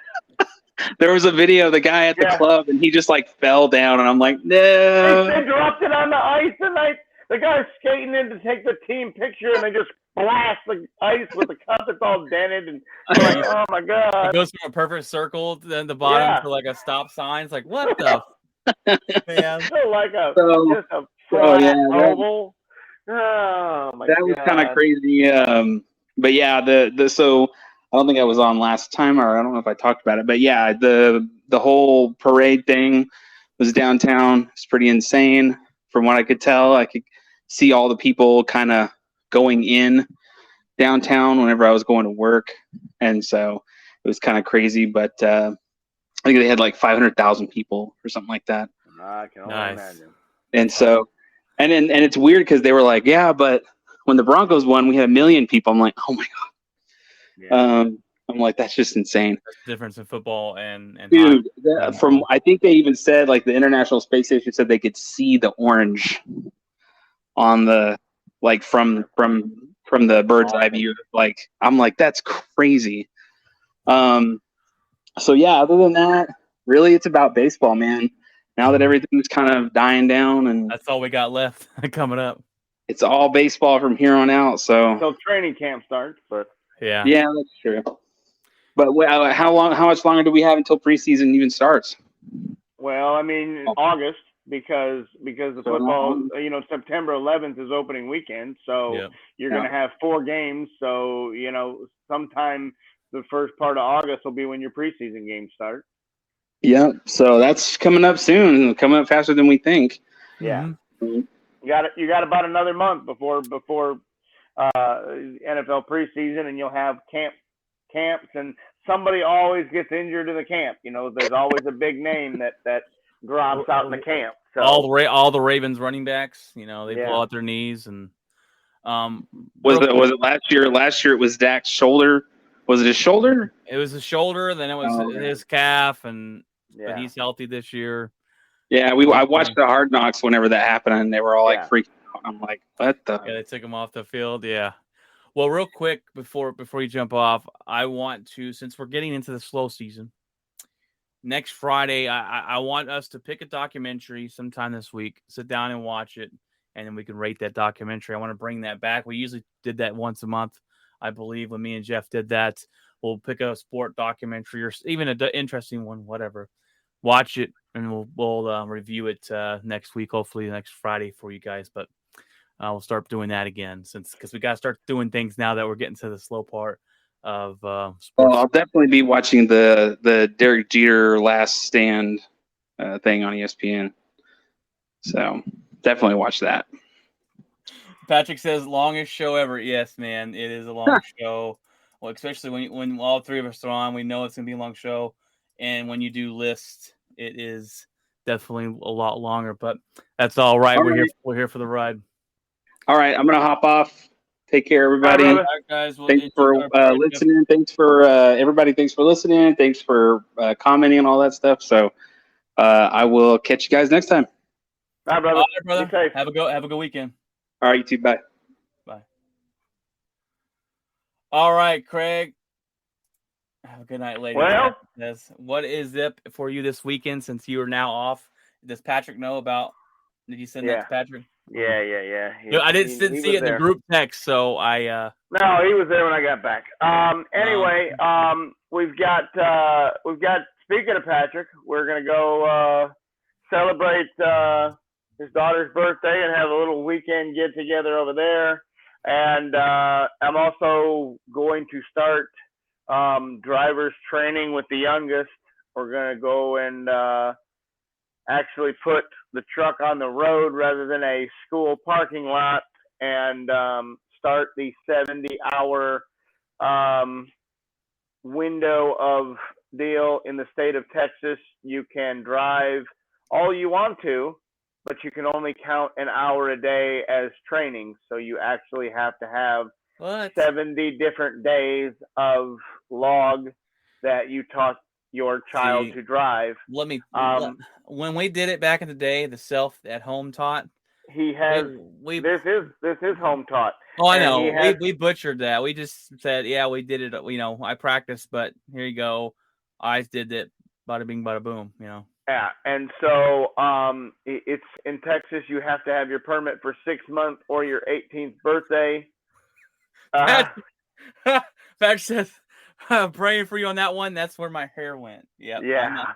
I have kids, but I'm nowhere near. Especially in the brand new truck that I have. So yeah, it's going to be some time off, some weekend to reset, and then next week it appears that me and you get to We'll hope so. Yeah. tear downtown up and have fun with that. So what about you, brother? Well, like you said, well, first of all, I got a weekend off naturally this week. I didn't pull the Craig there and get the weekend off because I hit something, but that's neither here nor there. I got the weekend off for the first time in probably 2 months. It's been fantastic. It'll be fantastic this weekend. Austin, before you jump off, I am bringing the street corn dip. I'm going to go buy the stuff tomorrow. I'll make street corn dip. I'm going to bring something to your daughter's birthday party, so that way you can get off my back about never bringing any food. So suck it. All right. It's a terrible guess. That's a terrible. Hey, guess. I usually bring the cornhole boards. Okay, that's entertainment. That counts. Anyways, we're going to have fun over there. I'm bringing my 2 oldest kiddos. We're going to go swimming. Hopefully not get sunburnt. We got church on Sunday. And then back to work on Monday, where, yes, hopefully, if everyone shows up, we'll be riding together, and I will pay off my lunch bet. I do owe Craig lunch still for losing the championship bet against Boston, and Steph Curry, and I knew they would win it. I just wanted Boston to win, make it a little interesting here. But before the season starts of the NFL, I want to go through, Craig, and we're going to give us the division winners, who we think is going to win each division. We'll go on that. Do all these lists before the season starts, but we're getting close to that football season. Right now, it's the little slow part, as we just talked about here. But guys, I just really want to thank you guys for jumping on, listening to us. Thank you, Patrick. Thank you, Kat, for putting up with my hate on the Kansas City Chiefs and our shenanigans. We're on every Tuesday and Friday, guys. Tuesday, it's me and Craig. Friday, it's me, Craig, and Jeff. Jeff jumped on a little late today, but better late than never. Guys, hope you enjoy your weekend. I hope you had a fantastic 4th of July. Hope you popped some fireworks. Didn't set anything on fire, as there's a lot of fires here in Fort Worth. But God bless you guys, and always remember, Keep it outspoken. Keep it outspoken.